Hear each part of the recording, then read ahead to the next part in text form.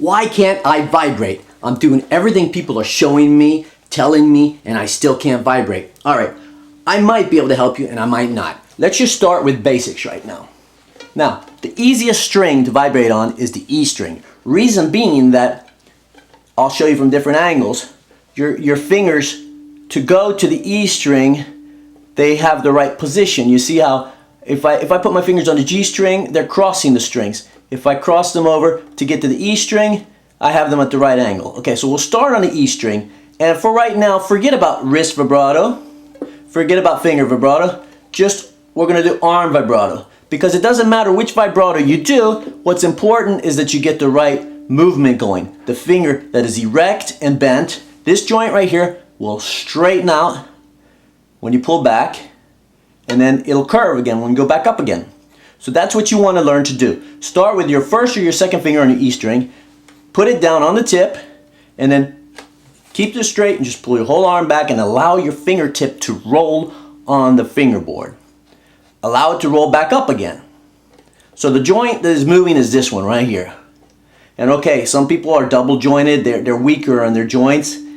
They'll have a harder time, but you can still get it done. Now as you get up on your fingers, like I'm on my third finger right now, it becomes more difficult. Because your whole hand has to turn more to get to those fingers. Instead of with the first finger, I can actually have my hand like this, right? But as I get to my third, my hand has to turn more. So what do? You apply the weight to the left side of the finger so that the finger is curved properly. If I apply it to the right, it curves incorrectly. To the left side of the finger and then pull back. It'll work on your E string. Just pull back. Do the same thing on your fourth finger. Weight on the left side and it curves really nicely. And pull back. You can use both fingers at the same time or you can use just one. It's up to you.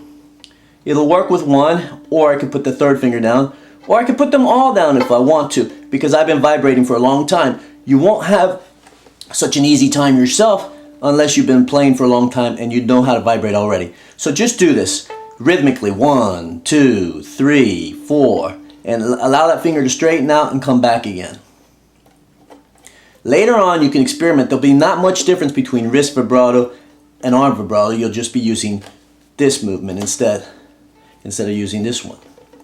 And then same thing with finger vibrato. It's more, your thumb could be higher up and you're more just wiggling it but using the same motion, right? And then there's also the vibratos where you use all the movements, all three. And you know, when it's something super romantic and big and really wild, crazy vibrato. But most of you won't be needing that kind of vibrato. So try to get the motion down, you know, pull the finger back so it's straight, allow the finger to roll back and then back up on the tip. Just start with that. That's a very good beginning. Later you're going to go to the G string, you know, to the other strings. As you get closer to the G string, it becomes much more difficult to vibrate. So you'll just have to start where it's easy, figure out the motion, the feel, and then work your way over to the G string. It'll be the same problem when you get to the G string, that the angle will be strange. It'll be stranger than all on the fourth finger on the G string, like I am right now. So you'll have to put the weight on the left side to get that angle, to get that correct strength and everything. Alright, so this is it. Start on the G string, straighten out those fingers, allow it to roll back, forth, back and forth, back and forth. Straight, you know, flatten those fingers out and come back. So I hope that this will allow you to begin to do vibrato, and I hope you understand what part of your hand. Here's another thing I didn't mention either, that if your arm is this way, you know, away from the instrument, then you could barely reach the strings, let alone start vibrating. From here, I cannot reach the G string, you see?